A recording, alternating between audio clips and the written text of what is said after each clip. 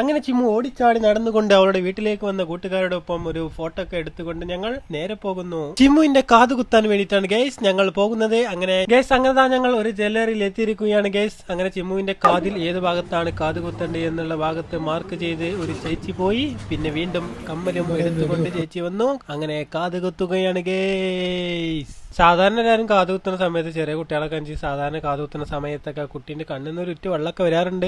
ചിമ്മുവിന് ഇതൊന്നും ഒരു വിഷയമേ അല്ല. ചിമ്മു വേറെ ലെവൽ. ചിമ്മു ഇത് അറിഞ്ഞതേ ഇല്ല. അങ്ങനെ ഗേസ് ചിമ്മുവിന്റെ കാത് കുത്തിയ സമയത്തൊന്നും അവൾക്ക് കണ്ണിന്ന് കരച്ചിലോ കാര്യങ്ങളൊന്നും വന്നില്ലട്ടാ. ചിമ്മു വളരെ ഹാപ്പി ആയിരുന്നു. ചിമ്മു ഒരുപാട് ദിവസമായി മച്ചിനോട് പറയുന്നു, മച്ചിയെ എന്റെ കാത് കുത്തണം, കമ്മലിട്ട് നടക്കണം എന്നൊക്കെ പറഞ്ഞ് നടക്കൽ തുടങ്ങിയിട്ട് ഏതായാലും കാത് കുത്തി കഴിഞ്ഞിട്ട് ചിമ്മുവിനെ തന്നെ കാട്ടി കൊടുത്തിട്ട് കണ്ണാടി നോക്കിയിട്ട് അപ്പോൾ ഇങ്ങനെ കണ്ടെന്ന് വെച്ചാൽ അവൾക്ക് എക്സ്പ്രഷനും കാര്യങ്ങളൊന്നും ഒത്തു വന്നില്ല. അപ്പൊ തന്നെ അവിടെ ചേച്ചി വന്നിട്ട് ഒരു ബലൂൺ എടുത്തു. എന്തായാലും Chimmu very very very very happy ആയി ഗെയ്സ്. ചിമ്മുവിന് എന്തായാലും നിങ്ങൾ ഒരു ലൈക്ക് കൊടുക്കി. ചിമ്മു ഹാപ്പി ആയി ഇരിക്കട്ടെ ഗെയ്സ്.